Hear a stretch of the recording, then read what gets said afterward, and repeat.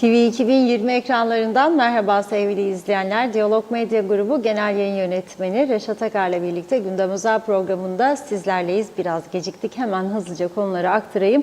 Evet, ilk olarak Türkiye Cumhuriyeti Merkez Bankası'nın Türk Lirası cinsinden faiz oranlarını %15'e çıkarması kararına piyasaların tepki vermesi nedeniyle dövizdeki yükseliş bugün de devam etti. Serbest piyasada dolar 25.85, euro 28.15, sterlin ise 32.90'a yükseldi. Evet, döviz borcu olanlar veya kira bedelini dövizle ödeyenlerin durumu daha da zorlaşıyor. Yapılması gerekenleri Ekonomi Eski Bakanı Derviş Kemal Deniz'le konuşacağız. Diğer taraftan Kurban Bayramı'na sayılı günler kaldı. Kamu çalışanlarıyla emeklilerin maaşları bugün ödendi. Maaş alanlar marketlere akın etti. Hediyelik eşya ve giyim sektöründe bayramlık satışlarsa henüz hareketlenmedi. Bugün Güzelyurt esnafıyla yapılan söyleşileri sizlerle paylaşacağız. Bu arada Gıda Mühendisleri Odası da Kurban Bayramı'nda gıda güvenliğinin korunması ve sağlığın korunması için dikkat edilmesi gereken önemli hususlar konusunda halkı uyardı. Üçüncü konumuz tek sandalye seçimi pazar günü gerçekleşecek. Adaylar son 2 günü daha da yoğun bir ziyaret programı ve propaganda faaliyetleriyle geçirecek. Yüksek Seçim Kurulu da seçmen sayısını 210.000 olarak açıkladı. Seçmenler 713 sandıkta oy kullanacaklar. Son olarak maalesef trafiğe bu sabah bir kurban daha verildi. Henüz 28 yaşında olan Veysel Can Sütçü, Lefkoşa Türk Belediyesi'ne ait çöp aracına çarparak hayatını kaybetti. Trafik kazalarıyla ilgili detayları konuşacağız. Hepsi ve daha fazlasıyla tabii ki sizlerleyiz. Evet, buyurun Reşat Bey. Herkese hayırlı günler, hayırlı cumalar diyerek başlayalım. Evet, Türkiye'de seçimler yapıldı. Cumhurbaşkanı Recep Tayyip Erdoğan telkinler çerçevesinde seçim öncesinden başlayarak ekonomi yönetimini Mehmet Şimşek'e vermişti. Mehmet Şimşek gelirse düğmeye dokunacak, ekonomi bir anda düzelecek gibi bir hava yaratıldı bazı çevrelerce. Özellikle ulusal kanallardaki tartışma programlarında, ama öyle olmadı. Çünkü bir günlük, bir aylık bir mesele değil. Sayın Şimşek'in önünde, Türkiye Cumhuriyeti önünde çok uzun bir süre var ekonominin düzelmesi için. İddiaya göre Merkez Bankası döviz rezervleri eksi seviyede. Dolayısıyla çare üretilmesi lazım. Ama ne oldu şimdi? Faizler yükselsin çünkü enflasyon yüksek dendi. Faizler %15'e çıkarıldı. Demek ki bu yetersiz görüldü. Piyasalar buna olumlu tepki vermeyince dün dövizde çok ciddi yükselişler baş gösterdi. Bugün de devam etti. %1,5'a kadar bir ara yükseliş oldu bugün. Sonra herhalde müdahaleler çerçevesinde biraz daha gerilere düştü ve biz programa gireceğimiz anda serbest piyasa kurlarını söylüyorum. Dolar 26'ya yaklaşmıştı. 25.85, euro 28'i aştı. 28.15, İsterlin 32.90, 33 demek. 33 demek. Yani bu korkunç bir rakam. Özellikle döviz borcu olanlar açısından çok korkunç bir rakam. Sadece döviz borcu değil. Aylık kira taksidini veya ev taksidini dövizle ödeyenler, bunun yanı sıra ihtiyaç duyduğu tüketim malzemelerini döviz kuru üzerinden yapılan hesaplarla alanlar gerçekten ciddi bir sıkıntılı sürece girmiş oldu. Peki bu böyle kalacak mı? Yani tabii bunu ekonomistlere de sorsak, en ünlü ekonomistler bunun tam bir cevabını bize veremez. Çünkü ben izliyorum ekonomi kanallarını Türkiye'de. Önemli yorumcular, ekonomik uzmanlar, hocalar, profesörler ve diğerleri yorum yapıyorlar. Ve herkes önünü tam olarak göremediğini söylüyor, açık ve net. Çünkü ne olacak? Genellikle Türkiye Merkez Bankası faiz kararlarını ayda bir açıklıyor. Yani şimdi dün açıklanan kararlar %15'i piyasalar tepkiyle karşıladı. Ve bu %4-4,5'luk artışı bugün %1-1,5'luk yeni artışlar takip etmeye başladı. Bu demek ki yeni faiz kararının açıklanmasına kadar böyle 1 lira yükselecek, %1 yükselecek, %0,5 düşecek, %1,5 yükselecek, %0,5 düşecek. Bu şekilde gidişat olabilir ve bir sonraki faiz kararları açıklandığında %15-20'ye çıkardık dense bile piyasalar acaba tatmin olacak mı? Çünkü enflasyon rakamları çok yüksek. Genellikle faizler enflasyon rakamının üzerinde tutulur ki para değerini yitirmesin. Şimdi göreceğiz. Ama dediğim gibi esas sıkıntı burada dövizle borcu olanlar. Şimdi döviz karşılığında alınan malzemeler mesela o konuda insan kendini biraz tasarrufa yönlendirebilir. Yani bazı ürünleri almayabilir. Fazladan aldığı şeyleri azaltabilir veya gereksizse hiç almayabilir. Ama eğer kirada oturuyorsa o kirayı ödemek zorunda. Aksi halde mal sahibi onu evden çıkarır. Bunun dışında evde bir elektronik eşyanız bozuldu, arızalandı.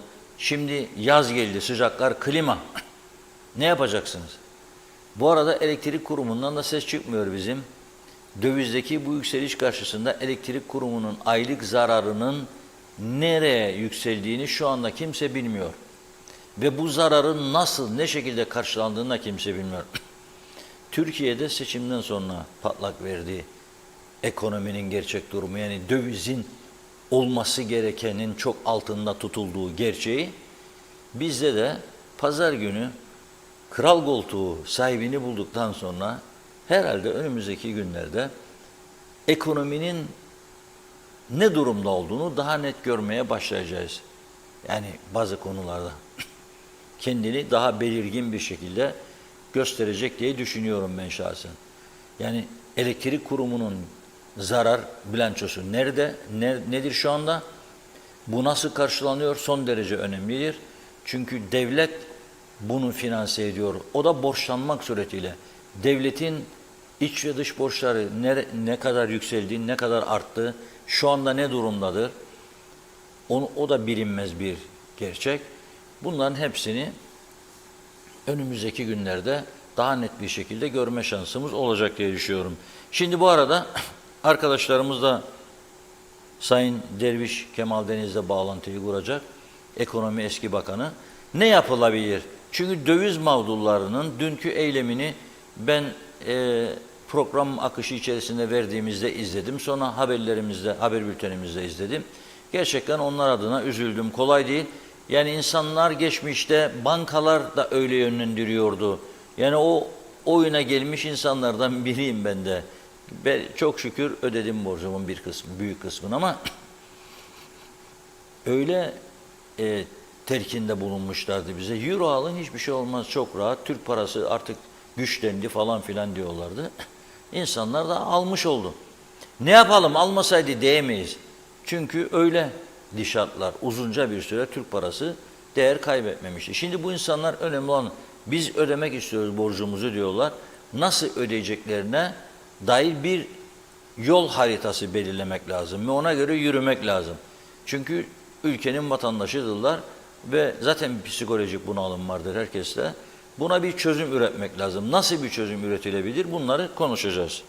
Evet. Hazır mı? Bağlantımız hazır. Sayın Deniz hattımızda. Merhaba, hoş geldiniz yayınımıza. Hoş bulduk. Selamlar Derviş Bey. Selamlar Reşat Bey. Evet, şimdi herkes tabii ki evde işte bunu konuşuyor. Yani ben bugün bir ziyaretimiz vardı bizim. Gittiğimizde oradaki görevli arkadaşlar kapıdan girdiğim anda ne olacak bu döviz diye başladılar. Çıktığım anda gene öyle. Çocukların okul parası var. Okul taksitleri döviz. Kiralar büyük çapta döviz. Bir de eski borçlular var, döviz mağdurları. Bu aşamada önce şunu konuşalım. Bu dövizdeki yükselişin devam edeceğini tahmin ediyor musunuz siz? Çünkü faizler beklentinin çok altında kaldı. Yani %20 yapsa, 25 yapsa duracak mı, yoksa enflasyona ulaşmadığı sürece, enflasyon rakamına piyasalar tatmin olmayacak gibi bir durum mu var? Önce bundan başlayalım isterseniz. Evet. Şimdi tabii ki beklenti faiz yükseltisiyle ilgili uluslararası piyasaların ya da uluslararası uzmanların ve Türkiye'deki uzmanların beklentisi faizin böyle %15'lere çıkması değildi. Daha yüksek bir rakama çıkmasıydı. E, Bu konuda esas olarak bu yerine getirilmedi. Tabii %15'e çıkarılmasının bazı sebepleri var. Buna fazla girmek istemiyorum. Çünkü herhalde bir günde mevcut %7'lerden, %6,5'lardan, 7'lerden %40'lara gidemezsiniz ama beklenti %15 değil daha fazlaydı. Yani uluslararası herkesin de beklentisi oydu. Bunun neticesinde tabii ki faiz oranlarındaki gerekli yükselme olunca alternatif yatırım aracı olarak ya siz paranızı yüksek faizle bankaya koyarsınız veya gidersiniz döviz alırsınız. Şimdi bakarsınız bankalardaki faizler yeterli değildir. Onun üzerine dövize yönelirsiniz. Yahut başka alımlara yönelirsiniz. Bu konuda bu son günlerdeki artış hele bu son 2 günde hele bu faiz artışından sonraki artışın en önemli etkisi bu oldu. Şimdi bunun devam edip etmeyeceği yani dövizin çıkıp çıkmayacağı konusu esas olarak bundan sonra alınacak kararlar ve piyasanın oluşmasına bağlı olarak değişecek gibi geliyor. Ama yani ben bunun burada duracağını sanmıyorum. Yani tekrar mevcut parametreler gözden geçirilerek işte 20 Temmuz'da bir toplantıda yapılacak. Orada tekrar biraz daha yukarıya çıkarılır. Ama dövizin düşeceğini beklemek yani bu faiz artarsa döviz düşer mi diye beklemek bence çok yanlış olur. Onun yerine döviz kurları bir stabil olur mu? Yani artık yükselmeyecek bir duruma gelir mi? Onu konuşmamız lazım. İşte bu da dediğim gibi yani önümüzdeki 2 hafta içerisinde görülecek meseleler. Onun için bugünlerde dövizin düşmesini beklemek hayalciliktir. Bence bugünlerde döviz hatta birkaç puanda oynayabilir. Bu tabii ki bizim ülkemizde biraz önce siz de ifade ettiğiniz gerek hayatın dövize birçok dövize endeksli olması, işte kiralar olsun, birçok aldığımız malzemeler olsun. Bunun etkisiyle tabii ki hayat daha pahalı oluyor. Bir de tabii kredi borçları olanlar var, döviz kredi borçları. Ona da bakmak lazım. Ama şimdi şunu da söylemem lazım. Yani bu kredi borçları ile ilgili olarak tabii ki yapılabilecek en iyi şey belki de tekrar bunların yapılandırılmasıdır ama mevcut durumda bankacılık sistemine baktığınız zaman insanlar bu döviz artışları dolayısıyla mevduatlarını da dövize kaydırmaları daha yoğun olmaya başladı. Bundan dolayı işte zaten Merkez Bankası verilerine baktığınız zaman bankalardaki döviz oranı Türk lirası yani döviz mevduatlarının oranı Türk lirası mevduatlara göre %75-25 yahut %80-20 oranındadır. Bu da tabii Türk lirası kredi almayı da zorlaştırıyor. Yani siz yarın kalkıp da biz dövizden kaçacağız, dönelim Türk lirasına dönelim derseniz de bugünkü yapısıyla bankacılık sisteminin Türk lirası kredi almayla çok kolay olmadığını görürüz. Çünkü dediğim gibi birçok mevduat yani büyük bir kısmı mevduatın döviz bazında. Bu bakımdan yapılacak olan bilhassa döviz mağdurlarıyla ilgili yapılacak olan en iyi senaryo ve yapılabilecek en iyi yöntem bu kredi taksitlerinin daha düşürülmesi ve daha uzun bir vadeye yayılmasıdır. Bunun dışında yapılacak olan bir şey yok. Ama esas olarak zaten faizler %8 civarındayken Türkiye'de buradaki bankalarda tele faizleri mevduatlara bile yani ben bankacı arkadaşlarla da konuştum. %22 ile 28 arasındaydı. Şimdi evet. 15'e çıktı. Siz herhalde daha iyi bileceksiniz mali müşavir olarak. Evet. Nedir şu anda? Yani bu 15'e çıkınca herhalde onlar da 30-35'e 40'a mı çıktı? Şöyle bankalarda. Yani, şöyle diyeyim size. Bugün ben Türkiye ile konuşuyorum. Bazı şirketler var bizim ana şirketleri Türkiye'de olduğu için onlarla görüşüyoruz. Türkiye'de bugün piyasadaki Türk lirası kredi faizleri %45'lerde geziyor. Yani bakmayın siz bu böyledir böyledir. Kuzey Kıbrıs Türk Cumhuriyeti'nde ama gezdiği rakamlar da %29-30'lardadır. Yani bugün Kuzey Kıbrıs Türk Cumhuriyeti Türk lirası faizleri kredilerde Türkiye Cumhuriyeti'ndeki uygulanan faizlerin çok altındadır. Yani bunu dikkate almak lazım. Onun için yani döviz kredileri de bugün Türk lirası kredilerinde faizler, mevduatlar da buna göre şekillenir tabii ki.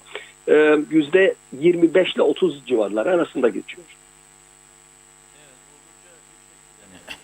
%50 ile de para nasıl borçlanır ya? Yani %50. Ya, düşünün Türkiye yani %45'lerde başladı artık telaffuz etmeye. Bu iş yani piyasa kendi kendine oluşturmaya başladı Reşat Bey. Yani artık Kıbrıs'ta da yavaş yavaş, yani Kuzey Kıbrıs Türk Cumhuriyeti'nde yavaş yavaş piyasa kendini oluşturacak. Çünkü gidişat onu gösteriyor. Türk lirası yok zaten. Yani siz de biliyorsunuz. Yani bugün hep enflasyondan bahsediyoruz. Döviz artışlarından bahsediyoruz. Bütün bunların kökeninde ekonominin temel bir kuralı var.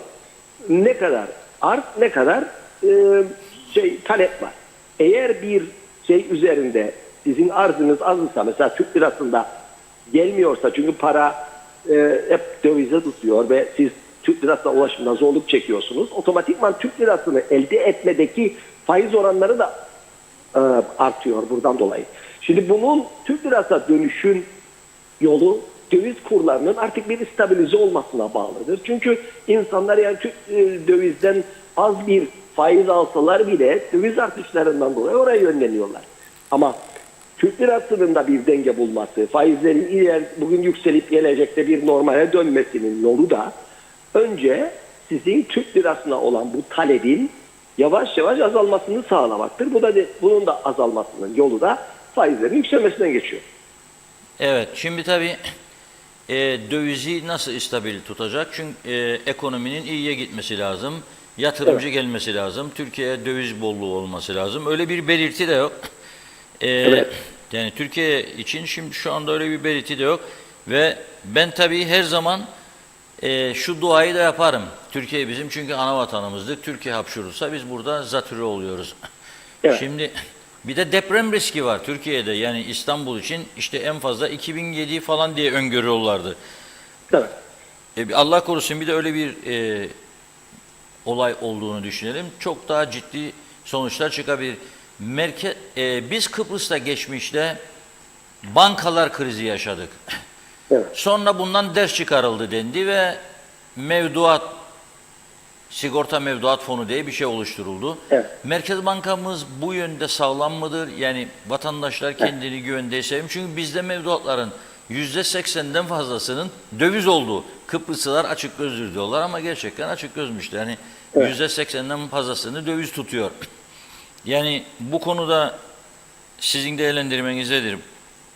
Ben şunu söyleyeyim. Ben yani çok iyi bildiğim için söylerim bunu. Yani iyi bir bilgim var. Çünkü zaten biz biliyorsunuz bankaları da denetliyoruz. Bankaların denetim süreci içerisinde Merkez Bankası'nın fonksiyonlarını da görüyoruz. Bugün ülkemizde ben söyleyebilirim ki bir numaradır Merkez Bankası'nın uyguladığı sistematik ve yapmış olduğu denetim usulleri. Yani gerçekten hakkını vermek lazım. Gerek koymuş oldukları kurallar, bankalar üzerinde uyguladıkları denetim, bankaların sıkı sıkı denetim alınması açısından ve geçirilen yasalara ve tebliğlere uyulması açısından hakikaten çok iyi görev yapıyorlar. Bu konuda o banka böyle, bu banka böyle diye bir ayrımcılık da yoktur. Yani bu Türkiye Cumhuriyeti'ndeki buradaki şubeleri de dahil olarak gerçekten hepsinin derin bir şekilde bir denetime tabi tutulduğunu söyleyebilirim. Onun için Kuzey Kıbrıs Türkiye Merkez Bankası'nın uygulamış olduğu kararlar ve almış olduğu kararlar çerçevesinde bugün denetim mekanizması bence çok etkin bir şekilde güven vericidir. Evet. Peki son şunu sorayım size. Bu dövizdeki yükseliş ekonomik açıdan çöküntü diyeceğim ben buna, resmen çöküyoruz. Çünkü bakın bir izleyicimiz yazıyor. Şöyle yazdı, bir güzel örnek verdi, onu söyleyeyim. Emir Ali Tatlıdil Bey diyor ki pazartesi günü, yani bugün cumadır, Türkiye'de açıklanan asgari ücret dövize çevirdiğinde 483 dolardı diyor. Bugün oldu 430 dolar. Yani 53 dolar bazında 53 dolar fakirleşmiştir. Asgari ücret 2 daha yeni açıklandı. Bu artık 6 ay sonra gündeme gelecek. Yani ciddi bir burada durum daha da vahimdir. Çünkü orada gene yaz geldi 2 lira, 5 lira, 4 lira domates bulabilirsin belki Anadolu taraflarında. Burada 35 lira yersin. Domatesi 40 lira, 50 lira bazen. Kolay değil. Bu Kıbrıs Türk toplumunu daha fazla Avrupa tarafına yani çözüm istencine teşvik edici olur mu sizce bu durum? Euro alalım da kurtulalım bu dertten yani. Şimdi tabii ki bu Avrupa'ya teşvik edici olur kesinlikle. Çünkü insanlar der ki yani biz de Avrupa sisteminin içine dahil olsak ve para birimine dahil olsak ve her şeyimizi döviz bazında yapsak belki de bu sıkıntıları yaşamayacağız. Ama bunu bilmesi lazım herkesin. Tamam yönelebilirsiniz o tarafa ve Avrupa Birliği'nin yapısı içerisine girebilirsiniz ama önce Kuzey Kıbrıs Türk Cumhuriyeti'nin kendi içerisinde o Avrupa'ya ulaşmadan önce ulaşması gereken ve yapması gereken ev ödevleri var. Yani bu ev ödevlerinin başında da ülkenin herhangi böyle bir krizde güçlü bir hükümet maliyetiyle müdahale edebilmesi, gerekirse belirli teşviklerle destekler yapabilmesi ve bu sıkı zamanı atlatabilmesi gerekiyor. Bu da güçlü bir maliye yapısıyla olur. Bugünkü yapımızla bunda sıkıntılarımız var. Bunun sebeplerini sizinle daha önce de konuştuk. Yani bu ülke içerisinde çok önemli saydığımız bir turizm var. Çok önemli saydığımız bir eğitim sektörü var. Bu iki önemli sektörümüzde dolaylı olarak ekonomik durumun etkileşimi dolayısıyla sıkıntılar yaşanıyor. Bunlar gibi yani ben eğitim ve şeyle sınırlı kalmak değil. Bunun dışında yapılacak olan bir şey var. Bunun dışında bizim döviz elde edici hareketlerimizi hareketlendirsek, daha çok gelir düzeyimizi artırabilecek hareketleri yaparız. Bunun içerisine girmekte çok kolaylık çekeriz. Bunun dışında bilmeniz gereken bir şey daha var. Ülkenin düşük faizli bir sistemden de kaynak bulabilmesi gerekiyor. Bu da işte biraz önce bahsettiğiniz Avrupa Birliği'ne yanaşma çözümle ilgilidir ama çözüm öncesinden önce bizim ekonomik yönden Avrupa Birliği'nin en azından finans elde etme konusunda işletmelerimizin bir ekosistemin parçası olabilmek, oradan bir kaynak alabilmenin yollarını aramamız lazım ve bunun üzerinde de çalışmalar yapmamız lazım. Bildiğim kadarıyla geçmişte bu konuda ciddi bazı öneriler vardı ama biz kendi önerimizi yapmadık. Mesela Avrupa'nın gerek Avrupa Kalkınma Bankası olsun, gerekse Avrupa'nın bankaları olsun bize daha uygun fiyatlarda, daha uzun vadeli krediler sunması açısından, ülkeye sağlaması açısından bunu daha geniş bir zaman dilimine yayması açısından bizim kendi içerimizde düzenlememiz gereken bir yasal düzenleme var. Ben bunlar konusunda çok ileri gidilmediği haberini alıyorum. Bunların ileri gidilmemesi neticesinde de bizim bu kaynaklara ulaşımız da zorlaşıyor. Tabii en önemli konulardan bir tanesi hep bunu söylüyoruz ve bunlar kasına saklanıyoruz. Çözümsüzlük dolayısıyla bunlar hep engelleniyor. Evet, biz maalesef çok önemli bir şeyden bahsetmek istiyorum. Biz Avrupa Birliği ile olan bu çekince ve geri durma dolayısıyla her yerde Kıbrıslı Rumların bizi bloke etmelerine imkan sağlıyoruz. Yani bir bakıma Kuzey ile ilgili ekonomik kararlarda bir Rum'un karar vermesine imkan verecek durum yaratıyoruz. Halbuki bizim kesinlikle bizim ekonomik meselelerimizde Kıbrıs'ın Rumların söyleme hakkına müsaade etmememiz lazım ve bu konuda gerekli mercilere gidip gerekli mercilerle görüşüp gerekli mercilerle direkt temasta olmamızı sağlamamız lazım. Yoksa biz o kapıyı da hep kendimize kapatmış oluruz. Sizin bu safhada Kıbrıs Türk tarafının Avrupa Birliği ile ilişkileri olması gereken mi, nasıl değerlendiriyorsun? Yani var mı öyle bir ilişki, ileriye yönelik olarak gidelim? Ben sınır kapılarının genişletilmesi ve yeni kapıların açılması konusundaki uyarıları tekrarlamaktan yoruldum gerçekten. Biliyorum, ve son 3 gündür 3 gün önce Sayın Başbakan Sayın Ünal Üstel'i ziyaret ettik. Dün Sayın Cumhurbaşkanı'nı ziyaret ettik. Bugün de ana muhalefet lideri Sayın Tufan Erhürman'ı ben 3 ziyarette de Gazeteciler Cemiyeti olarak ziyaretimizde halkın beklentilerini dile getirme ihtiyacı hissettiğimi söyledim. O yüzden söylüyorum dedim. İşin içindeyiz, görüyoruz, takip ediyoruz. Büyük sıkıntı var. Ve bana ne cevap verdi Tufan Bey bugün mesela bilir misiniz? Cumhurbaşkanı dedi işte hasbulat önerdik dedi. Bunun dışına gitmedi yani. Önerdik Rumlara, onlar da kabul etmedi. Hasbulat, Mausa kapısı var, Lefkoşa'da Baf kapısı var. Evet. Öte taraftan Akıncılar kapısı var. Yeşilırmak kapısı var, beklenti. Ve bugün haber var Rum basınında o bölgeyi Dillirga'yı güçlendirme, geliştirme projesi hazırlanmış. Rum yönetimi bunun için bir komite oluşturdu. Hızlı bir şekilde oralara yatırım yapacaklar. Biz bunu dediysek bu olacak çizgisinde gidiyoruz benim gördüğüm. Yani muhtaçtır bize Rum ezerik elerik gider böyle bir şey. Bu politika bizi nereye götürecek bilmiyorum. İkincisi Tuvan Hoca anlatıyor bana. Dün diyor biz Pile'deydik diyor. Bak Metehan tamam diyor, doğrudur diyor, çok yoğundur. Ama dün biz Pile'deydik diyor. 55 dakikada geçtik diyor Beyarmudun'dan Pile. 45 dakikada döndük. Ne demektir bu? 1,5 saat senin sadece 3-4 kilometrelik bir mesafeyi geçmek için 1,5 saat harcamak demektir. Evet düşünün siz bizim turizm faaliyetlerimizin çoğunluğu artık Larnaka'dan gelenlerdir. Evet. Yani bizimkiler bunu görmek istemiyor. Turizm şaha kalkıyor. 2 milyon olacak. Nereden olacak? İşte bu Larnaka'dan gelenlerdir, Baf'tan gelenlerdir de bir yükseliyor rakamlar. Biraz bizde yoksa başka bir şey yok. Ama bu yönde de bir niyet olduğunu görmüyorum. Üzücü bir şey. Hep oyalama taktiği ve suçu hep Rum'a atma. Rum polisiymiş, oyalarmış. Hiç öyle bir şey yok. Bir kapıyla herkesi hiç bekletmeden geçiriyorlar. Hatta pasaport kontrolünü kaldırıyorlar çoğu zaman. Ama bizim 3 tane muhaceret kulübesi var orada. Muhaceret işlemi yapan yer. Yeterli olmuyor çünkü bizim sistemimiz çok daha farklı. Adı, soyadı, anne adı, baba adı, kimlik numara falan. Habire yazacak, babam yazacak. Rumların sigorta numarası galiba. Onlar da işlenecek. Bunu pratikleştirin. Yok. Bilmiyorum siz nasıl değerlendirirsiniz bu konuyu? Ben şöyle diyorum. Yani bakın eğer bir şeyi yapmak isterseniz proaktif politikaları siz uygulamanız gerekiyor. Defansif olarak karşısına bir şey söyleyip de karşısından bir şey beklemek sizin ona inisiyatif vermeniz demektir. Şimdiye kadar Kıbrıs'ta bu ticaret konularında bizim her hareket ettiğimiz konularda eğer biz hareketli olursak bir şeyler kazandığımızı bilmiş olmamız gerekiyor her yönden.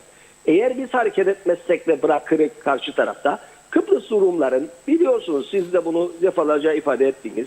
Kıbrıs Rumların Kıbrıs adası üzerinde hakim ekonomik durum olması, hakim nüfus olması konusundaki politikaları var. Bundan farklı bir yere gidecek değil. Bunu bekleyemeyiz zaten. Eğer biz bırakıp da işte biz bunu dedik de bunu yapın derse o hakim politikalara imkan vermiş oluruz. Onun için bizim kesinlikle proaktif bir politika yaparak karşımızdaki Rum'un bize imkan ne kadar daralttığını da farkında vararak bunu nasıl genişletiriz? Onları belirli şeyler yapmaya nasıl zorlarızı iyice belirlememiz lazım. Çünkü dediğiniz gibi bugün artık Larnaka havaalanı kesinlikle Larnaka'nın havaalanı bizim artık turizm açısından çok önemli. Yani bize para getirecek, kalacak, otellerde kalacak turistin geldiği yer olmaya başladı. Yani daha çok gelen o insanlar, daha çok turizme para bırakan insanlardır. Bu insanların artması demek ve bu artması demek daha çok sınırlarda beklemesi demek, daha çok vakit harcamak demektir. Onun için bu kesinlikle bu sınır kapılarının açılması konusunda sizin devamlı bahsettiğiniz çok doğru bir şeydir. Bunun ele alınıp çok süratli bir şey hareket etmesi lazım. Çünkü bizim bugün bu döviz artışı dolayısıyla hareketlenen bu ekonomik hareketlerde biraz da nefes alma borumuzun bir tanesi bütün ekonomik darboğazın içerisinde çok önemlidir.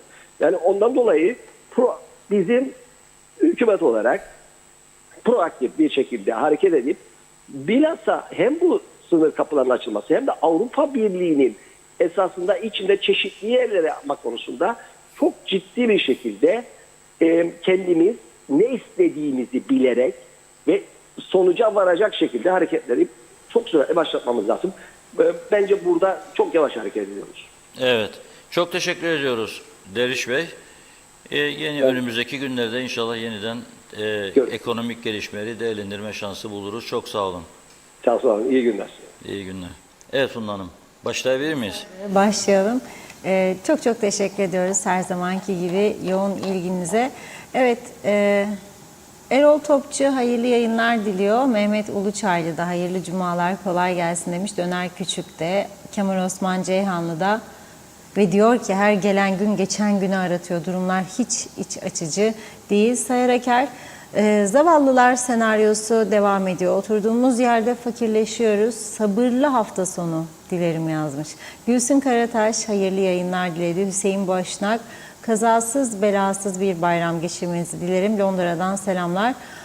Allah borcu olanların yardımcısı olsun. Belgin Rıfat, iyi yayınlar.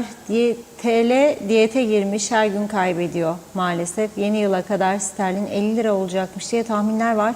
İngiltere'deki iş insanları böyle düşünüyor. Mehmet Uluçaylı, döviz artışı ekonomide piyasayı etkileyecek. Bu da her şeyin zamlanmasına sebep olacak. Dolaylı olarak insanımızın fakirleşmesine sebep olacak. Şerife Turgay Derya, iyi yayınlar. Salih Mullalı, selamünaleyküm demiş. Cumanız mübarek olsun sizin de. Ulus Barani, elektrik fiyatlarının artırılması için ses etmeyin diyor, uyanmasınlar. Emir Ali Tatlıdil, bugün 1 ton daha kaçak et yakalandı. Hükümetten gene tık yok. Arif Mustafa Cüce selamlar, iyi yayınlar. Can Aktanlı da iyi yayınlar diliyor. Salih Muldalı, Türk lirası için değer kaybediyor. Esas sebebi nedir, nereden kaynaklanır? Aydınlansın demiş Derviş Bey. Özkan Bişmiş, ara seçim yapılması ne hükümette ne de muhalefette iş vardır. Boşu boşuna bütçeden harcamadır. Siyasilerin ve de TC'nin bölgesel oy dağılımını görmek istemesidir. Hasan Nihat Erduran, malı mülkü sermayesi olanların işine yarar. TL borcum azalmış oldu. Hüseyin Güral Kofalı, TV'den izliyoruz Londra'dan, görüntü kalitesi bozuk diyor. Bilginiz var mı? Önceki günlerde çok canlıydı demiş. Bugün bozuk. Bugün evet böyle bir çalışmalar var. Bizden kaynaklı değil ama düzelecek inşallah. Sayar Aker, Türk lirası banka birikimleri toprak oldu. Topraktan değersiz olacak. Evet, Emir Ali Tatlı değil. Pazartesi TC'de açıklanan asgari ücret 485 dolardı. Bugün 430 oldu. İşte size uçan ekonomi demiş. Evet, Kıbrıslı çay tozlu ne kredi borcu diyor. İğneden ipliğe her şey döviz. Gerisini okuyamadım. Ama diyor ki devleti komple İngiliz'e kiralasınlar demiş. Ahmet Halil, iyi yayınlar. Sayar Aker, Euro'yu sıkı tutun, aç kalmazsınız. Hıdır Keklik, Türkiye nasıl, ne diye dövizin artmasına neden oldu diyor. KKTC hükümeti acaba ne diyor bu duruma? Bizler ne olduk? Mars olduk demiş. Erol Hasan, Melbourne'den selamlar, kolay gelsin demiş. Seren Turalı da hayırlı cumalar, mutlu yarınlar desek de bu dilek ve temennilerde öte ne fayda yarar sağlayabilir ki? Bir tarafta enflasyon, TL'nin adeta mum gibi erimesi, değer kaybetmesi vatandaşları vahim, dayanılmaz, yaşanmaz bir durumla karşı karşıya getirmiş durumda. Dövizle taksit ödeyenlerin vay haline, üstüne üstlük bazı marketlerde ticaret altında aşırı derecede kar rantlı sağlanması.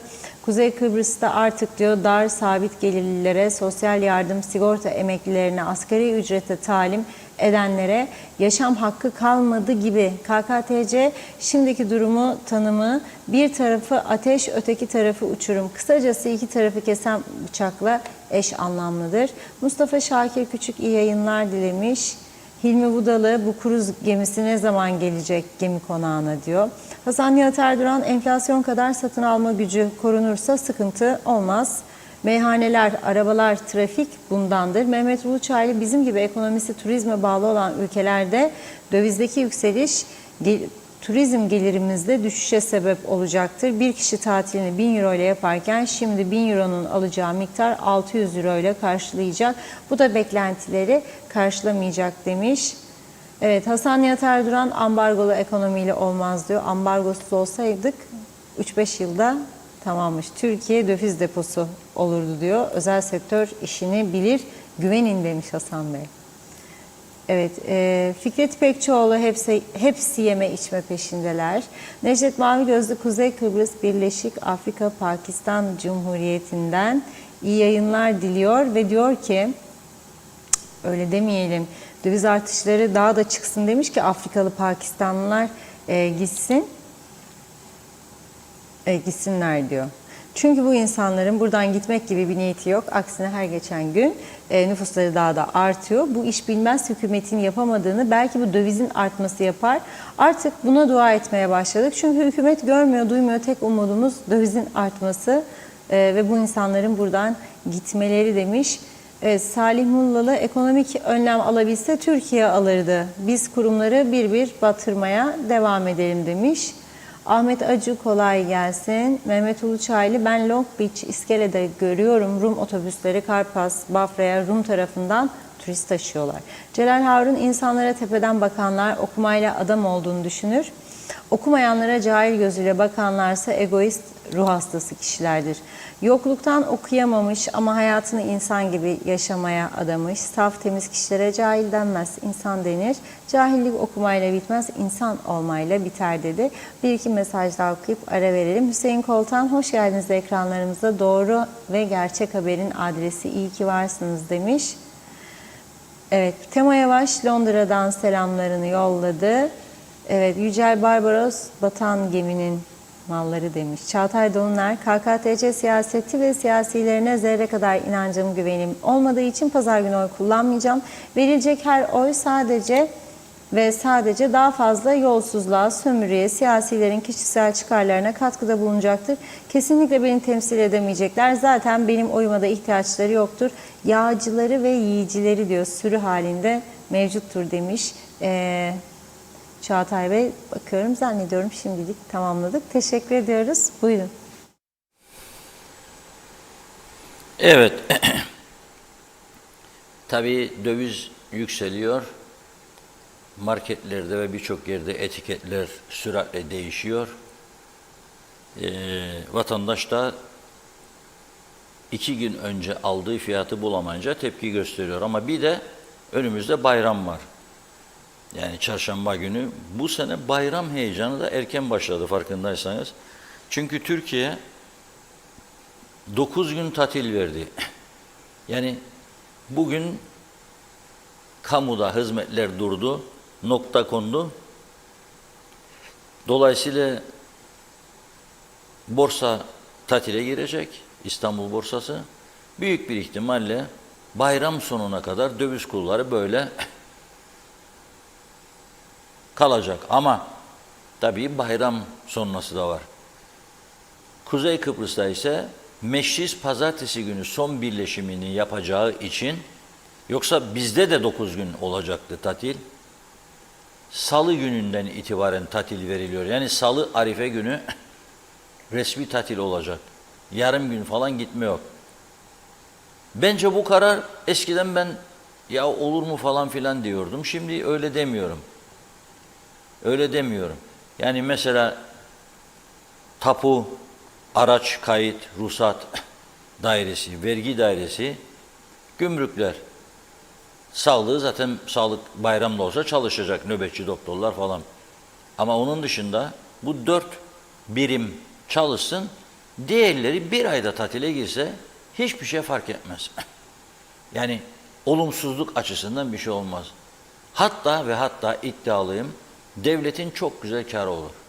Bir ayda 15 milyon elektrik parası veriyorsan kurumlara, bir haftayı tatil ettiğin zaman veya 10 gün, 9 gün işte Türkiye'deki gibi 3'te 1, 5 milyon lira sadece elektrikten tasarruf etmiş olur devlet. Fena para değil. Çünkü zaten pek bir iş yok yani yapılacak bir iş. Haftada 1 gün, 2 gün açılsa bu saydığım 4 dairenin dışındaki daireler hiçbir problem olmaz.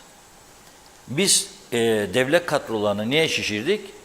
Seçim yatırımları için, istihdamlar için, parti çıkarları için öyle bu hale getirdik. Yani bunu çalışanları eleştirmek için söylemiyorum. Onlar da biliyorlar bu gerçeği. Birçoğu söylüyor zaten. Nokta koymadık bugün diyorlar. Yok çünkü iş yok. Ne olacak bu kadar küçük bir toplumun işi? Ne kadar işi olacak? Üstelik de iyiye yönde fazla bir şey yok. Neyse bugün Başbakan Sayın Ünal Üstel 14 raddelerinde TV 2020'deydi. Özlem Hanım'ın konu olduğu, tam da tesadüfe bakın onun konuk olduğu saatte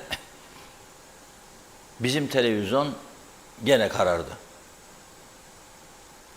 20 dakika kadar, belki daha fazla karardı. Şimdi uyduda 6 kanalız galiba şu anda. 5'i gösteriyor, bir tek diyalog yok. Cep telefonuma duruyor mesajlar Londra'dan, Kıbrıs'ın değişik yerlerinden. Yazıyor bana izleyiciler. Ne oldu sizin televizyon gene? Değerleri gösteriyor. Niye sadece siz? Bizim bu arada TV müdürümüz BRT ile bizim stüdyo arasında mekik dokuyor. BRT üstünden çıktığımız için TürkSat uyduya ilk oraya gidiyor. Bakıyor orada BRT çıkışlarında bir sorun yok. TürkSat'ı arıyorlar. TürkSat diyor ki bir kontrol edelim. Ankara'yı arıyorlar. Ankara'dan ne gelirse odur cevap. Ve bu süreç böyle 20-25 dakika sürüyor. Tam da Başbakanın olduğu program saatinde. Yok ki ona kasıtlı yaptılar bunu. Onu demiyorum. Ama diyalogla ilgili bazı kişilerin sorunları olduğunu düşünmeye devam ediyorum ben. Nedir bu duydukları rahatsızlık anlamıyorum. Bir defa yani Türkiye'yi ve KKTC'yi yok etme gibi bir düşüncemiz yok. Tam tersi devamlı güçlenmesi için özellikle kendi ülkemizin öneriler yapıyoruz. Doğru yolu göstermeye çalışıyoruz. Ama yağcılık da yapmıyoruz yani. Ama ne büyüksünüz Sayın Zat Halide, Cumhurbaşkanımız, Başbakanımız, bakanlarımız yoktur bizde öyle şey. Hepimiz insanız. Hepimiz de görevimizi yapıyoruz. Bakan bakanlık görevini yapsın. Biz de gazetecilik görevimizi yapalım. Nedir bu? Doğru gördüğümüzü, doğru yanlış gördüğümüzü eksikleriyle söyleyip çözüm önerilerini de aklımızın kestiği kadarıyla ortaya koyup onlara yardımcı olmaya çalışıyoruz aslında. Ama nedir bu diyalogla alıp veremedikleri gerçekten enteresan bir durum. Neyse şu anda da görüntü iyi değil. Evet iyi değildir görüntü. Bunda da bir sorun var. Çünkü biz en iyi teknolojiyi kullanıyoruz. HD'dir sistemimiz. En iyi ayarlar bizdedir. Yani BRT'den sonra. Ama buna rağmen oluyor bunlar. Olmaması için karar verdim. Bugün mübarek Cuma'ya program sonrasında 1. fasıl, akşam yatmazdan önce 2. fasıl dua, elimi açıp dua edeceğim. Ve bir de artık gerek duyarsam falcıya malcıya başvuracağım. Dualar onlar da okusun, üfürsün müfürsün, belki düzelir bu işler. Yani olamaz böyle bir şey, olamaz. Bu ülkenin en düzgün medya kuruluşuna 2'de 1 de bu yapılmaz ya. Yani varsa bir dalga, bir aksilik hepsimizde olur. Nasıl olur 6'dan sadece biz içinden seçiliyoruz? Yapmasınlar bunu. Çünkü bizim Türk milletine, Türk insanlığa ve genel olarak tüm insanlığa hizmet etmenin dışında bir amacımız yok. Öcü değiliz, korkulacak bir şey değiliz. Ha doğrulardan rahatsızlık duyuyorlar da istemiyorlarsa ayrı bir şey. Ama kötü bir üslup kullanmıyoruz. Hiç kimsenin özel hayatına girmiyoruz. Belden aşağı vuruşumuz yok. Pis saldırı yok. Kötü dilimiz yok. Bunu bir kez daha değerlendirsen, bunu yapmasınlar bize diyorum. Neyse, Başbakan bugün programda açıkladı diye duydum ben. O sırada mecbur oldum ben de Facebook'tan izledim Sayın Başbakan'ın açıklamalarını. Dedi ki piyasa dedi, bugün ödemeler yapıldı, maaşlar ödendi. Lefkoşa'nın içi girilecek gibi değildi. Biz Lefkoşa'nın surlar içine, bakın Lefkoşa'nın surlar içine sanayi bölgesinden oraya 50 dakikada girebildik. Uçağa binip Antalya'ya gitmek 35 dakika. Biz buradan sanayiden oraya işte 3-4 kilometrelik bir yol. 50 dakikada gittik. Bir de park yeri bulamadık. Dön babam dön, dön babam dön, dön babam dön, dön babam dön. Yok, yok, yok. Park yerleri de dolu. Yani bir iki küçük park yeri var ama kaldırmıyor. Tabii gitmemiz de iyi oldu. CTP binası orada olduğu için Tufan Hoca'yı ziyarete gidiyorduk. O eski tarihi binaların da nasıl bir yok olmak üzere olduğunu bir de gözlerimizle gördük uzun zamandan sonra. Çocukluğumuzun geçtiği o bölgelerde paha biçilmez değerdeki o tarihi konaklar, binalar nasıl artık gün saat sayıyor devrilmek için. Bu da bizim başarımız. Bu da bizim başarımız. Hiç tarihi eserleri korumaya yönelik bir bütçe ayarlamadık, bir fon oluşturmadık bugüne kadar. Varsa elim içelim dolduralım, daha çok istihdam, seçim geliyor, oy ver falan filan. Senede 4 tane başbakan değiş, 4 daha bakanlar kuruluş. Bunlar büyük beceri bizim için. Ama bunun dışında bir şey yok. Neyse bu 1 milyar nereye gitti? Dedi ki arkadaşımız Ömer Kadiroğlu'na, bak trafik sıkışık olabilir. Sen ne olun ama helikoptere bin buradan dedik. Git helikopterinden in Güzelurt'a. Oradaki insanlar, çünkü Güzelurt daima ihmal ediliyor. Lefkoşa, Girne-Mausa, Lefkoşa olmaz. Bir de Güzelurt'a gidin bakalım dedim. Yüzler gülüyor mu, bayram geldi. İnsanlar alışveriş yapıyor mu, esnaf mutlu mu, değil mi? Onların görüşlerini birlikte dinleyelim. Çarşısında esnafsınız. Nasıl gidiyor işleriniz? İstediğimiz şekilde gitmiyor. Yani satışlar çok düşük. Neye bağlıyorsunuz bunu? Vallahi dövizin yükselmesi, emtiaların fiyat artışına vatandaşın alım gücü yetmiyor diye düşünüyorum. Peki bayrama sayılı günler kaldı. Bir hareketlilik söz konusu mu Güzelurt Çarşısı'nda? Bende bir hareketlilik yok. Ama sahil yerlerde pek bilmiyorum. Ama genelde durgun olduğunu görüyorum. Peki bundan birkaç yıl önceye baktığınızda böyle bayram öncesi neler yaşanıyordu Güzelurt Çarşısı'nda? Şimdi eskilerin dediği gibi eski bayramlar başkaydı. Artık klişelenmiş bir söz olmasına rağmen insanların işte maddi gelirleri düştükçe değişik zevkleri, bakışları, zihinleri de değişiyor artık. Ve ekonomik sıkıntılarla boğuşuyor vatandaşlar. Yani bunlar bazı şeylerinin üstünü örtmeye başladı. Zaruri ihtiyaçlarından haricinde vatandaş almıyor. Bundan dolayı sönük geçiyor, canlılık yok. Sattığın bir malı bir ay sonra aynı fiyata alamıyorsun. Yerine koyalım. Tabii yerine koyamıyorsun. Ben yeniyim burada. Kızıma her zaman geldim bayram için ama hiçbir satış yok yani. Evet, onu soracaktık. Bayram hareket. Bayramdır diye bir şey yok. Dükkanlar bomboş. Büyük balık küçük balıkları yuttu. Daha önce bayramları çok doluydu. Hiç nefes alamazlardı. Şimdi hepimiz dışarıda otururuz sohbette. Çay kahve. Çay kahve. Evet. Yani bizim değil herkesin öyle. Bilmem böyle devam ederse pek yakında bir kapanır yani. Öyle düşünürüm. Öyle düşünürüm. Ben yeniyim buralarda ama öyle görünür. 50 yıldır bu çarşıdayım. İlk defa bu kadar kötü bir bayram arifesi geçiririk. Çünkü yukarıda yeni dükkanlar açtılar. Bizim insanımız da koşa koşa oraya gider. Bitince onda ihtiyaçları olur, bize gene gelecekler. O ayrı konu. Ama yani olmaması gereken şeyler bunlar. Eskiden bayramda nasıldı bu? Hiç dükkanımda boş kalmazdı ki dükkanım. Bütün gün çalışırdık. Yani sattıklarımız da pahalı değilik. Müşterinin seviyesine inerik. Her yönden yardımcı oluruk. Veresiye de veririk. Alamazsa indirim de yaparık. Ama kimse gelmez bize şimdi. Şimdi yeni açılıyor oraları. Herkes oralara gezer. Sence şimdi dükkana girdiğinde ne gördün? Boş bir dükkan. Aynen öyle. Her gün için böyle. Gün olur seftah etmeyik. O şekilde bir günümüz var. Hele dünkü döviz kurunun artmasından sonra fiyatların da büyük ihtimal değişeceğini, zaten piyasamız çöktü. Bir o kadar daha çökeceğine inanıyorum. İnsanlar ancak mutfağını herhalde doldurmaya çalışacak. Bize sıra gelmez. O eski bayramlar, her zaman söylediğimiz klasik bir söz, o eski bayramları her zaman için arar olduk. Eskiden nasıl olurdu mesela çarşıda? Eskiden mesela hissederdin. Tabağını alırdı, bardağını alırdı, çanağını alırdı bizim açımızdan. Yani bizim züccaciye dediğimiz hediyelik eşya. Oradan bir hareket olurdu.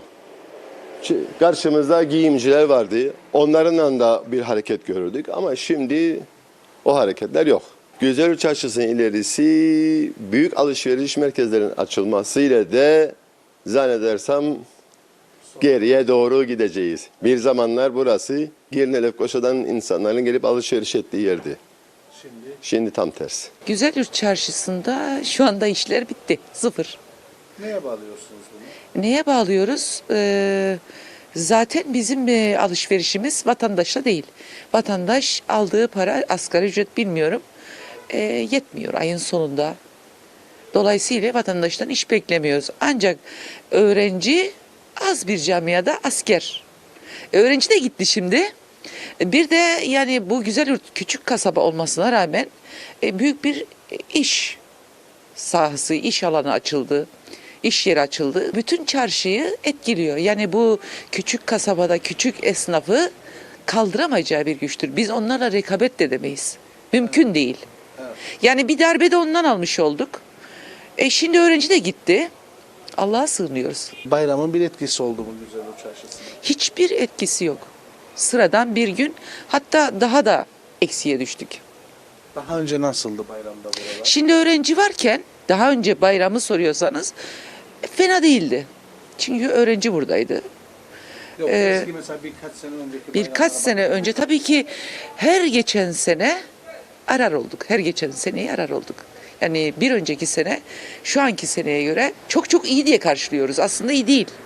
İyi diye karşılıyoruz sadece. Yarınımızın garantisi yok. Kesinlikle. Böyle devam ederse ne olur buralarda? Bir çarşılar kapanacak.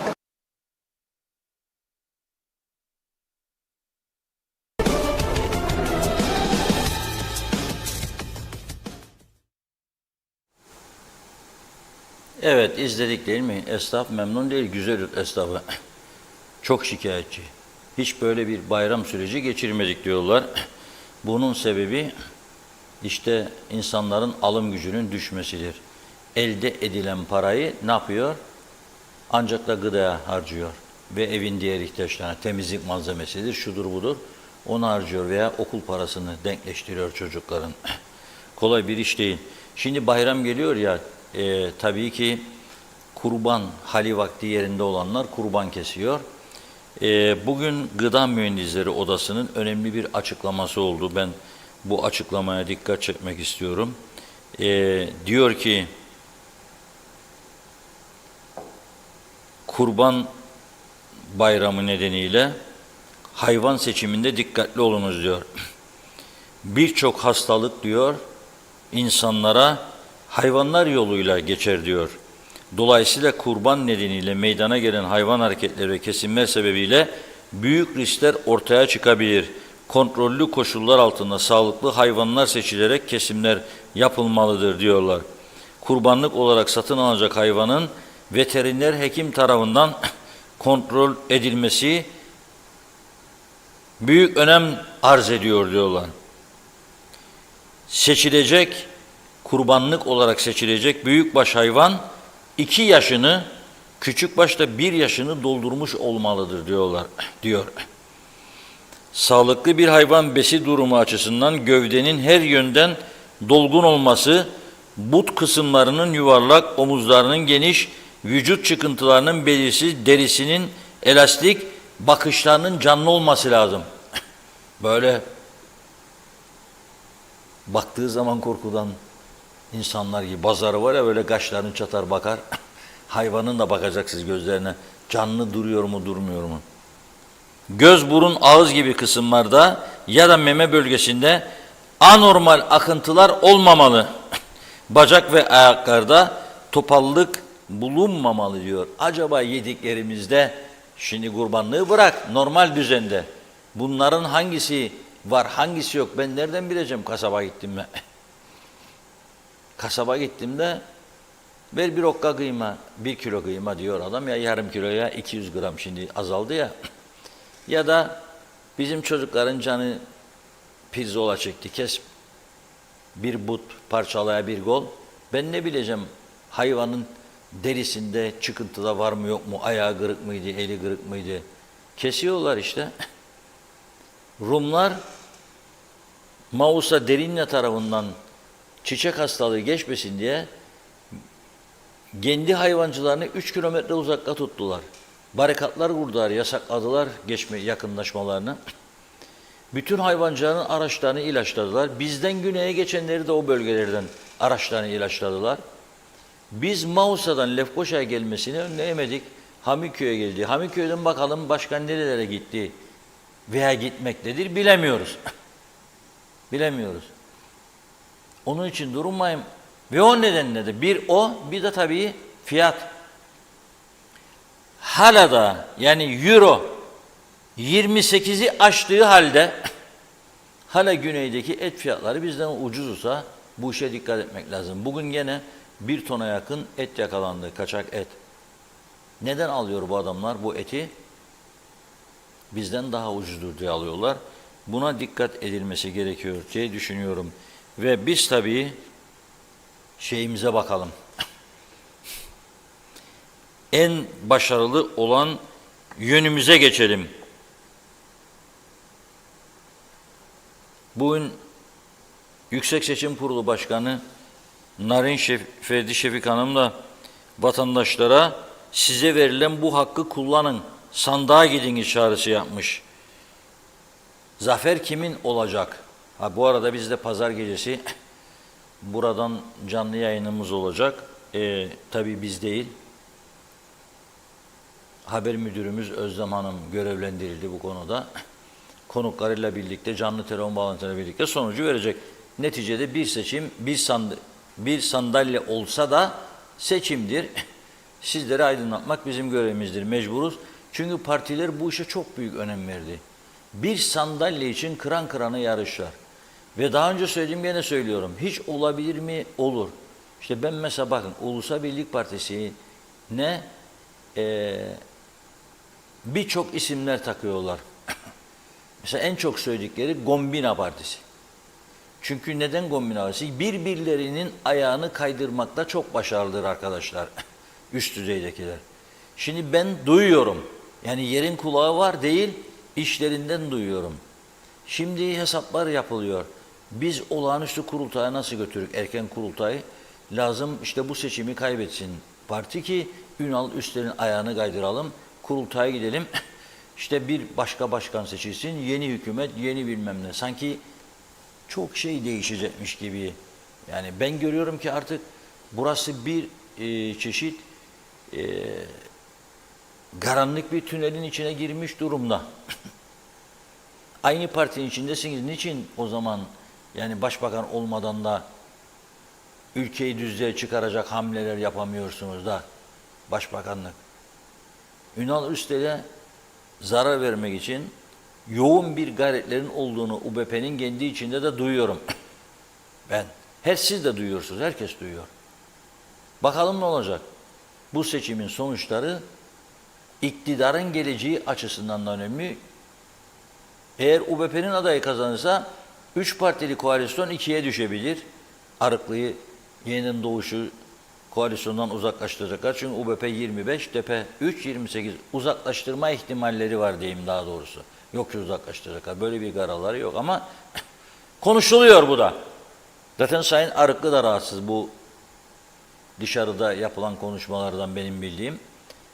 İkinci durum, eğer CTP adayı veya başka bir aday kazanırsa bu seçimi, o zaman UBP içinde bir kaynama ve bir hükümet krizine doğru götürür mü bizi göreceğiz. Ciddi bir takım sonuçları olacak deniliyor bu tek sandalyeli seçimin. O yüzden biz de pazar günü bu seçimi takip edeceğiz. Yüksek Seçim Kurulu Başkanı evet çağrı yapıyor.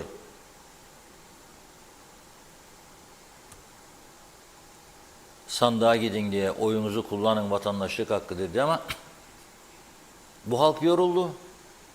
6 ay önce de sandıktaydık. 26 Aralık belediye seçimleri. Ondan önce genel seçimler. Ondan önce işte Cumhurbaşkanlığı. Bitmez ki, bizde her sene bir seçim var. Yoruldu bu halk. Sonra seçim yapıyor ama bir şey değişmiyor. Ülkede bir şey değişmiyor. İşler daha iyi gitse tamam, ama daha iyi giden bir durum da yok. Ve ben her zaman söylüyorum, bu seçim sistemi bu siyasi partiler yasası mevcut değişmediği sürece, yani siyaset profesyonel anlamda yapılmadığı sürece bu ülke düzelmez. Düzelemez. Siyaseti de buna zorlaması gereken kimdir? Medyadır. Medya kalmadı, medya gücü kalmadı. Bakınız ne durumdadır? Dün bizzat kendisi şikayet etti Sayın Arıklı. Reklam desteği vermeyince saldırıya geçiyorlar dedi. Siyasiler şimdi başladı. Bu kadar zaman niye düzeltmediniz bu işi? Niye böyle? Bu ülkede önce medyanın doğru dürüst medya olması lazım. Yol gösterici, gerçekçi ve siyaseti zorlaması lazım. Daha iyi bir hizmet anlayışı. Daha iyi hizmet anlayışının gelebilmesi için bu ülke siyasetinin yeniden düzenlenmesi lazım. Bu mevcut sistem bizi bir yere götürmedi, götüremeyecek de. Yani 3 partili, 4 partili küçük yerde koalisyonlar bizi hiçbir yere götüremez. Götüremedi de. Çünkü ben neticeye bakarım. Bakın, Nisan sonu tamamlanacaktı Girne Antik Limanı. Haziran sonuna geldik. Hala hazır değil. Turizmin göz bebeği orası. Ama hazır değil. Tarihi eserler dökülüyor. Yollar çökmüş. Ve bugün gördüğü, yani haberiniz var mutlaka tabii. Gün içerisinde haberlerde verildi. Bir ölümlü trafik kazası daha. Henüz 28 yaşında bir insanımız Veysel Cansütçü sabah erken saatlerde Lefkoşa Türk Belediyesi'nin aracına çarpıyor. Ağır yaralı hastaneye kaldırılıyor ve hayatını kaybediyor. 28 yaşında. Şimdi belediye aracının, bu videoyu görüyorsunuz ekranda. Belediye aracının aslında ışıkları çalışıyor. Yani çalışmaz olsaydı diyeceğim tamam, ama aracın ışıkları bakın çalışıyor. O saatte uykusuz, yorgun, bilmiyoruz başka ne sebepleri var. Polis bunun sebeplerini herhalde açıklayacak bize diye düşünüyorum. Otopsi sonucu falan açıklayacak diye düşünüyorum. Ama yazık, bir can daha gitti. Yani trafiğe her gün 1-2 tane can kurban ediyoruz. Bu ülkenin en önemli konu başlıklarından biri oldu trafik. Nüfus çoğalıyor, araç sayısı artıyor, yollar yerinde sayıyor. Tercihli yol yok. Mevcut yollar çökmüş, düzeltme yok, aydınlatma yok. Yollarda çizgi kalmadı. Fosfor yok. Orta refüjlerdeki bordür taşların üzerinde fosfor kalmadı. Göremiyorsun, üstüne çıkmak an meselesi. Cambaz olmak lazım yollarda. Bu durumda tabii ki hepimizin işi zor. Allah yardımcısı olsun derim. Zaten başka bir şey söyleyemiyoruz. Allah yar ve yardımcı olsun diyorum ve mesajlara geçelim. Buyurun. Necdet Mangöz'de kalmıştık. Necdet Bey diyor ki turist gelip burada Afrikalı ve Pakistanlılarla mı girecek? Daha iyisi mi Afrika'ya, Pakistan'a giderler? Biz de çok bekleriz turist gelsin. Hasan Nihat Erduran, Rum'un fukarası burada. Bizim zenginler şu çok gelir vergisi verirler, Rum'da gezerler yazmış. Salih Mullalı, meclis hiç açılmasa ne fark eder Reşat abi? Engin Sedat Töz'ün iyi yayınlar diliyor. Hasan Bey'e cevap vermiş. Hasan Nihat Erduran da ambargolu ekonomi olmayacağı için göç olmaması kamu istihdamında şişirir. Bariz belli bu demiş. Evet, Oytun Andaş her yönü çıkmaz bu sürecin sebebi gariban vatandaş değildir. Başta üst akıl, siyasi yönetim, yandaş medya, televizyon kurumu, Federe Kuzey Kıbrıs Türk Cumhuriyeti temsilcisi Andaş Oytun'un mesajı. Hüseyin Boşnak, bu uzun tatil esnasında makam arabaları kullanılır mı acaba diyor. Dikkatimi çekiyor, bu yakıtı kimlere ödetiyorlar? Evet. Veli Oksu, Kanalda bir problem yok bildiğim kadarıyla. Mehmet Uluçaylı, biz Diyalog ve TV 2020'den yapılan görsel ve yazılı basından ülke gerçekleri yansıtılıyor. Güzel yapılan işleri yayınlarken yapılan yanlışların aktarılması ve yetkililerin uyarılması fayda sağlar. Bu da doğru iş ve doğru adımların atılmasına vesile olur. Evet, Ali Rıza Kavaz, maaşlar neden gecikti demiş. Ödendi maaşlar ama evet, bakıyorum. Hasan Nihat Erduran'ın mesajını okuyacakken gene biraz yeni mesajlar geldi. Evet, Hakkı Afacan, sizi izliyorum. Sizin yayın kalitesi bence BRT anteninin yanındaki kum deposundan dolayı olabilir. Esnaf ve Zanaatkarlar Odası'na gittim dün. Geçerken fırtınadan dolayı kum tozları ortalığı sardı. Anteni de dahil demiş. Evet, Hasan Nihat Erduran, evet, meyhaneler, kafeler, araba park yerleri nasıl dolar? Bu trafik yoğunluğu nedendir acaba? Hep Rum turist, yabancı Z, kiralıklar mı bunlar?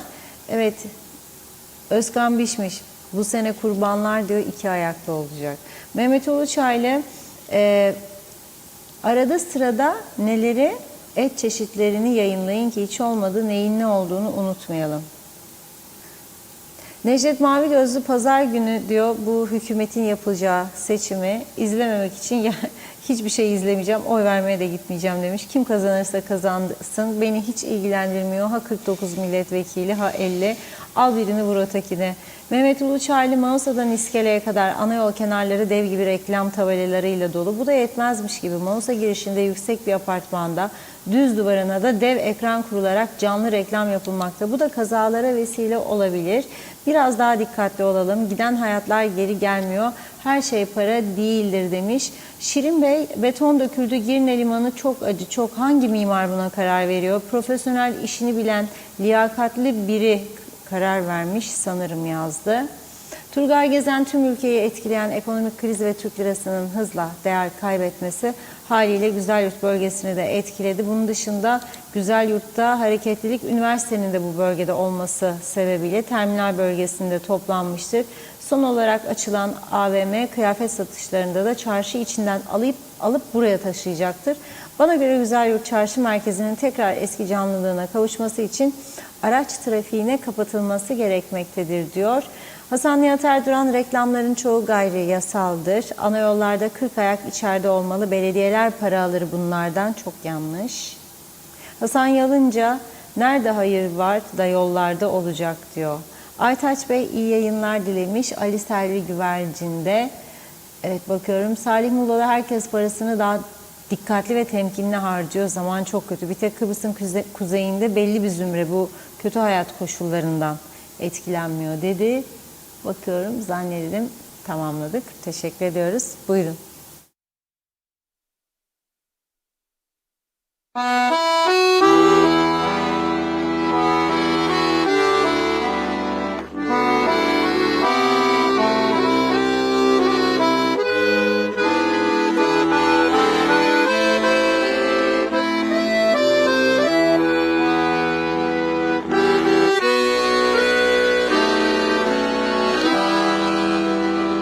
Questa mattina mi sono svegliato, oh bella ciao, bella ciao, bella ciao, ciao, ciao. Questa mattina mi sono svegliato e ho trovato l'invasore.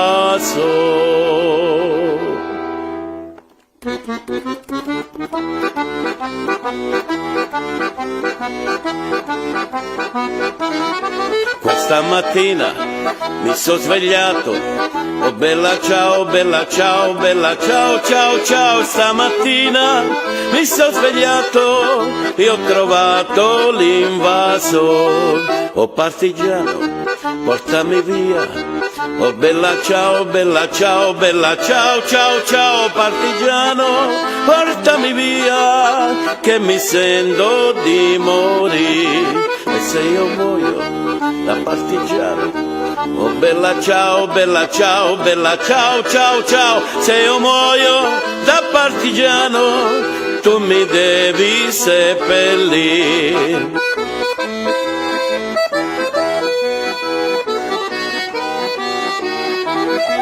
seppellirai lassù in montagna. Oh bella ciao, bella ciao, bella ciao, ciao, ciao, seppellirai lassù in montagna sotto l'ombra d'un bel fior. Tutta la gente che passeranno. Oh bella ciao, bella ciao, bella ciao, ciao, ciao, tutta la gente che passeranno mi diranno che bel fior. E questo è il fiore del partigiano. Oh bella ciao, bella ciao, bella ciao, ciao, ciao, e questo è il fiore del partigiano, vive ancora per la libertà. E questo è il fiore del partigiano, vive ancora per la libertà.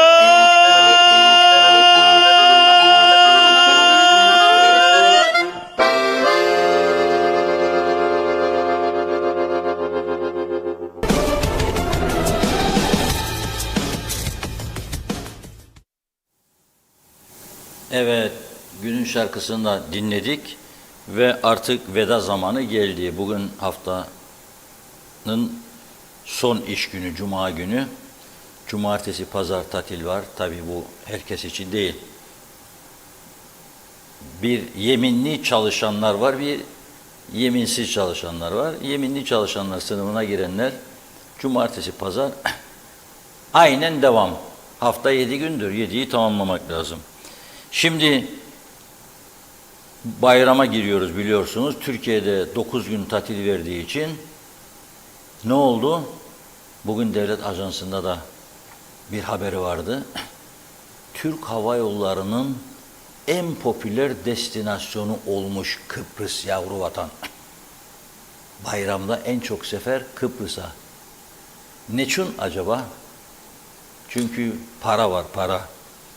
Kuzey Kıbrıs tam kurbanlık bir ülke. Kurban bayramı ya. Ama insanlar da kurbanlık. Kuzey Kıbrıs'a gelenler de kurbanlık. Kuzey Kıbrıs'ta yaşayıp dışarı gitmek isteyenler de kurbanlık. Bugün Antalya, Ercan 35 dakika uçuş. Mesela Pegasus Hava Yolları 9108 Türk Lirası. 35 dakika. 9108. Aynı havayolu şirketi İstanbul-Londra 3,5 saat uçuş 6803. Hesabını yapın. Kıbrıs Kurban Pazarı. Roaming'de geçiriyorlar. Uçuşta geçiriyorlar. Sonra da yavru vatan ayakları üzerinde duracak bir ekonomiye kavuşmalı. Hani bu nasıl duracak? Durabilir mi ki? Duramaz. Bu şartlarda çok zordur. Öğrenci sayısı arttı. Tamam, güzel, seviniyoruz. O öğrenciler gidecek, geri gelecek. Ailesi gidecek. Burada kalanların ailesi gelecek. Otellere turist olarak gidecekler. Oteller zaten bayramı bekliyor. Büyük bir çoğunluğu. Taksici de onu bekliyor. Esnaf da onu bekliyor. Çünkü çok mal çekiyorlar. Bayram nedeniyle daha çok et, daha çok bulli, daha çok sebze, daha çok meyve, daha çok balık. Durum bu. Ama uçak biletleri gerçekten dayanılır gibi değil yani. Çok yüksek rakamlar Kıbrıs uçuşları. Buna bir çare bulabilirlerse bulmaları lazım. Bulamazlarsa hiç kimse bana turizmde patlama beklemesin Kıbrıs'ta. Gerçek patlama ancak sınır kapıları artarsa oradan gelenler sayesinde artabilir. Lokmacıdan dalga dalga geliyor turistler. 2 saatliğine, 3 saatliğine de gelse oturup kebabını yiyor, ayranını içiyor veya birasını içiyor. Büyükhan'a giriyor, börek mörek yiyor Kıbrıs işi. Yürüyor Arasa belediye pazarına doğru. Oralardan bir şeyler alıyor. Tabii o yıkıklık eskimiş binalarımıza görünce üzülüyorlar. Bakalım işlerinden bizim için neler söylüyorlar. Vay be! O taraf daha bakımlı binalar, bu taraf bakımsız. O tarafta mesela Lefkoşa Rum Belediyesi'nde 107 bin kişi çalışıyor. Bizde az olduğu için 7 bin kişi. Yani 7.700 kişi, özür dilerim. 700 bizim Lefkoşa Türk Belediyesi. 107 binde Lefkoşa Belediyesi. Onlarda 300 civarı, 250-300. Yarımızın da altında. Ve bizden çok daha güzel işler oluyor. Tertemiz, pırıl pırıl parklar, ağaçlandırma, yeşillik. Nasıl bizde olamıyor? Demek ki bizde bir özür var, özür. Yani becerememe özrü vardır. Plansızlık, programsızlık vardır. Ve bu ayakkabı zannederim bizim ayağımıza çok bol geldi. Ayak senin 38 ise 45 senin neyin ya? 45 neyin ya? Yani bu durumda pazartesi yeniden birlikte olacağız. Meclis çalışacak da yüce meclis biz program yapmayalım olur mu? Olmaz. Saygısızlık olur. Yüce meclis çalışıyorsa biz de çalışacağız. Pazartesi 16.30'da yeniden buradayız. Evet, çok teşekkür ediyoruz değerli yorumlarınız için ve programımızı bugünlük bu haftalık burada tamamladık sevgili izleyenler. Yeniden görüşünceye dek hoşça kalın.